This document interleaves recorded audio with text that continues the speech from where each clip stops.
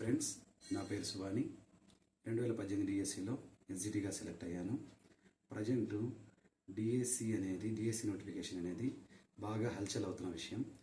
DSC అభ్యర్థులకి నేను కొన్ని మ్యాథ్స్ ట్రిక్స్ చెప్పాలనుకుంటున్నాను. డిఎస్సి కోసం చాలా మోడల్ పేపర్స్ అలాంటివి కొంటూ ఉంటారు. అలాంటి మోడల్ పేపర్స్ చేయడం కన్నా మనకి ప్రీవియస్ జరిగిన 2018 డిఎస్సి జరిగింది, 2024లో టెస్ట్ ఎగ్జామ్ జరిగింది. ఈ పేపర్స్ ఏవైతే ఉన్నాయో ఇవి చేస్తే మనకి క్లారిటీ వస్తుంది, మన సబ్జెక్ట్ ఎంత ఉందో కూడా మనకు తెలుస్తుంది. ఇప్పుడు దాంట్లో భాగంగా నేను 2018 డిఎస్సిలో ఇచ్చిన క్వశ్చన్స్ మీకు ఎక్స్ప్లెయిన్ చేస్తాను. కొన్ని క్వశ్చన్స్ చూద్దాం. ఇక్కడ డైరెక్ట్గా ఆన్సర్ ఇచ్చేయడం జరిగింది. ఇది ఆన్సర్ ఎలా వస్తుందో నేను ఎక్స్ప్లెయిన్ చేస్తాను, మీరు ట్రై చేయండి, ఓకేనా. ఇక్కడ ఫస్ట్ క్వశ్చన్ చూడండి. ఒక గ్రామ జనాభా 18,750. ఆ గ్రామ జనాభా పెరుగుదల రేటు సంవత్సరానికి 8%గా గుర్తించబడింది. అయినా 2 సంవత్సరాల తర్వాత ఆ గ్రామ జనాభా ఎంత? ఇక్కడ మీరు ఇది వడ్డీ లెక్క లాంటిది, అంటే ఇది బారు వడ్డీ ప్రకారం చేయాలా, చక్రవడ్డీ ప్రకారంగా చేయాలా అండ్ డౌట్ చాలామందికి వస్తుంది. ఎందుకు? 1 సంవత్సరానికి 8% వడ్డీ చొప్పున 2 సంవత్సరాలకి బారు వడ్డీ అయితే 2/16గా పెరుగుతుంది. ఇక్కడ కూడా అలానే 2/16% జనాభా పెరిగిందని చేస్తే ఇక్కడ ఉన్న ఆప్షన్స్లో ఏది రాదు. మరి ఇలా ఎలా చేయాలి? మొదటి సంవత్సరం జనాభా చూసుకోవాలి. 18,750లో 8% మీరు కనుక్కోవాలి. మొదటిసారి కనుక్కుంటే 20,250 వస్తుంది. రెండవ సంవత్సరం 20,250 మీద 8% కనుక్కోవాలి. అప్పుడు 1,620 వస్తుంది. 20,250కి 1,620 మీరు యాడ్ చేస్తే ఆన్సర్ 21,870. తర్వాత దీంట్లోనే సెకండ్ ప్రాబ్లం చూద్దాము.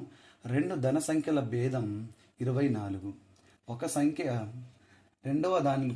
సంఖ్యను రెండవ దానితో భాగించగా వచ్చే భాగఫలం 1.5 అయినా వానిలో పెద్ద సంఖ్య ఏది? ఇక్కడ మీరు చిన్నగా గమనించండి ఫ్రెండ్స్. ఒక సంఖ్య దాని భాగఫలం 1.5 అన్నాడు, అంటే ఇక్కడ చిన్న సంఖ్య 1 అయితే పెద్ద సంఖ్య 1.5, ఓకేనా. ఇప్పుడు మన కిందున్న ఆప్షన్స్ ద్వారా చూడండి ఒకసారి.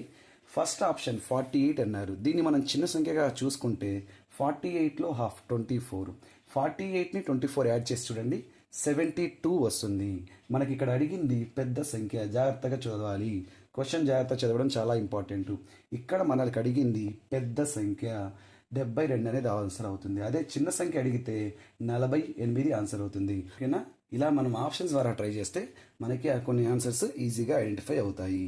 మూడవ క్వశ్చన్ అలానే చూడండి. ఒక జీపు 4 గంటల్లో 80 కిలోమీటర్లు ప్రయాణిస్తుంది. అదే వేగంతో ఎన్ని గంటల్లో ఆ జీపు 210 కిలోమీటర్ల దూరాన్ని పూర్తి చేయగలదు? ఇది చాలా సింపుల్ బిట్టు ఫ్రెండ్స్. 4 గంటల్లో 80 కిలోమీటర్లు అన్నాడు కాబట్టి గంటకు 20 కిలోమీటర్లు ప్రయాణిస్తుంది. అలా మనం చూసుకుంటే 10 గంటలకి 200 కిలోమీటర్లు ప్రయాణిస్తుంది. ఇక మిగిలింది 10 కిలోమీటర్లు.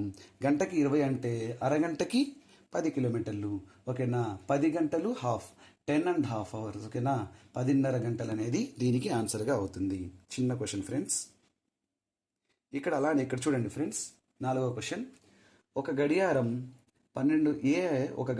12% లాభంలోకి బీకు అమ్మాడు. బి దానిని 5% నష్టానికి సికు అమ్మాడు. సి ఆ గడియారంను 2,660కి 60 రూపాయలు చెల్లించిన ఏ గడియారం ఎంతకు కొన్నాడు? ఇక్కడ మీరు చూడండి ఫ్రెండ్స్, ఆప్షన్స్ ద్వారా వెళ్ళండి. ఆప్షన్స్ ద్వారా వెళ్తే మీకు ఈజీ అవుతుంది. ఫస్ట్ ఇక్కడ ఆప్షన్స్లో ఇక్కడ ఆన్సర్ చూడండి, 2,500. ఫస్ట్ దీని నుండి వెళ్దాం మనం. 2,500లో మీరు 12% చూడండి. 12% కనుక మీరు చూసుకుంటే 1% చూసుకోండి. 2,500లో 1% అంటే 25 అవుతుంది. 25 12 300. 2,500కి మీరు 300 యాడ్ చేస్తే 2,800 అవుతుంది. ఇక్కడ బీకి అమ్మింది 2,800కు. అదే బి దాన్ని 5% నష్టంగా అమ్మాడు.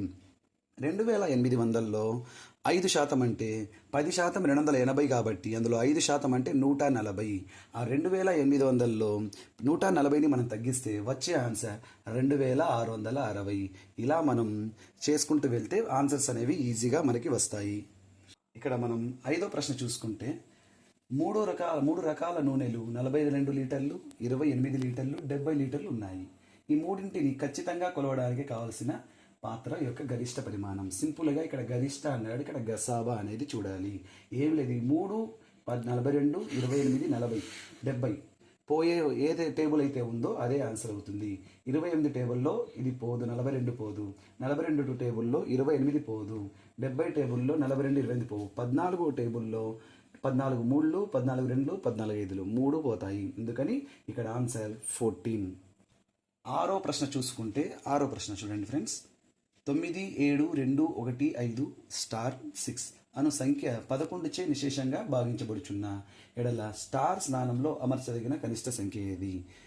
స్టార్ 11 అనగానే గుర్తుపెట్టుకోండి ఫ్రెండ్స్, సరి స్థానాల్లో ఉన్న అంకెల మొత్తం బేసి స్థానాల్లో ఉన్న అంకెల మొత్తంని తీసివేస్తే 0 కానీ 11 కానీ వస్తేనే అది 11 యొక్క భాజకం. ఇక్కడ మనం సరి స్థానాలని కూడుకోవాలి. ఫస్ట్ 9 తర్వాత 2 11, 11కు 5 యాడ్ చేస్తే 16, 16కు 6 యాడ్ చేస్తే 22 అవుతుంది. అలానే బేసి స్థానాలు చూసుకోండి. 7 + 1 8. ఇక్కడ ఇవ్వలేదు మనకి. ఇక్కడ సరి స్థానాలు 22 వచ్చింది, బేసి స్థానాల మొత్తం 8 వచ్చింది. ఓకేనా? ఇప్పుడు మనం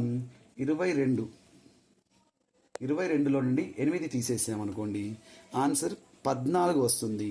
14 11 కన్నా చూడండి, 14ని 11 నుంచి మైనస్ చేయండి, 3 మిగులుతుంది. కాబట్టి ఆన్సర్ అనేది 3.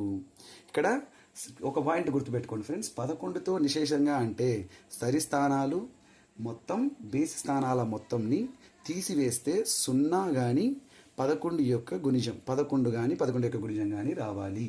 ఓకేనా? ఇది గుర్తుపెట్టుకోండి ఫ్రెండ్స్. నెక్స్ట్ ప్రశ్న మనం చూసుకుంటే ఫ్రెండ్స్, A1 సెకండ్లో 1/2 మీటర్ల దూరం నడవగలడు. అయినా 12 నిమిషాల్లో అతను నడిచే దూరం ఎంత? ఫ్రెండ్స్, ఫస్ట్ ఇది మిక్స్డ్ ఫ్రాక్షన్. ఓకేనా? దీన్ని మనం ఇంప్రాపర్ ఫ్రాక్షన్గా మార్చుకోవాలి. 3 1s are 3, 3 2s 3 + 2 5, 5/3 అంటే ఒక్క సెకండ్లో అతను 5/3 డిస్టెన్స్ ట్రావెల్ చేయగలడు.